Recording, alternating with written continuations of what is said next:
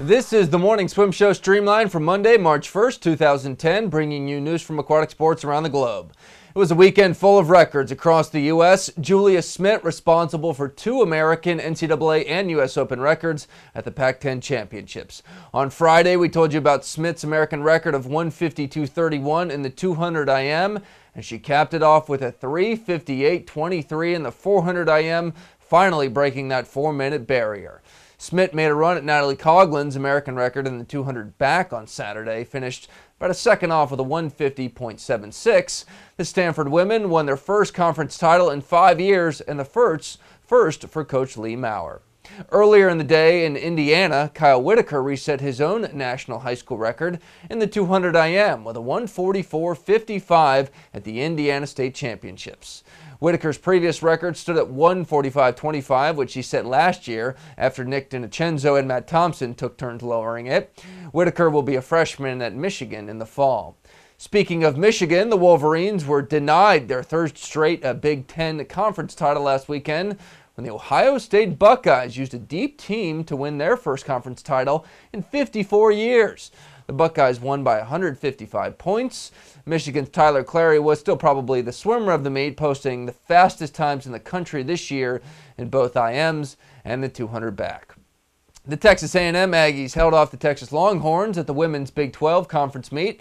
A&M won the meet by 99 points. Julia Wilkinson was the top swimmer for A&M. She won 3 individual events. For Texas, Kathleen Hersey and Carly Bispo won 2 events apiece.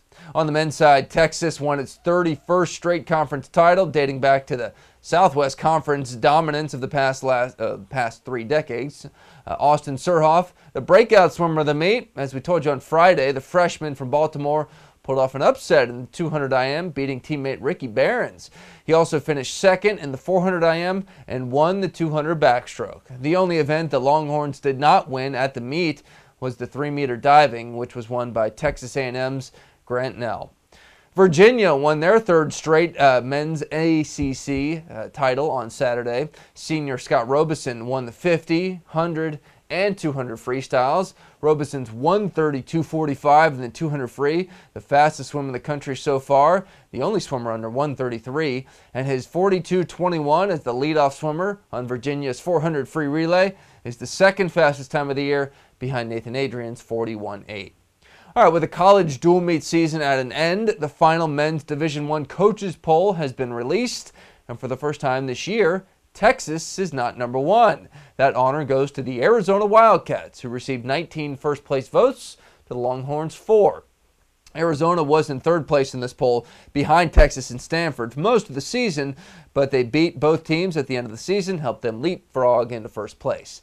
The Cal Bears are in 4th place with 2 first-place votes. Florida is 5th.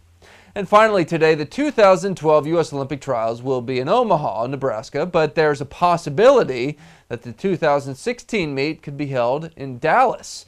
Jerry Jones, the owner of the Dallas Cowboys, told the Fort Worth Star-Telegram that he's interested in holding Olympic qualifying swim meets in Cowboy Stadium, as well as a major basketball game, an ice hockey game, and pretty much any other game that's out there.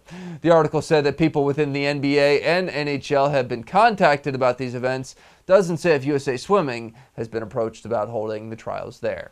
And that is it for the news today. I'm Peter Bush, reminding you to keep your head down at the finish.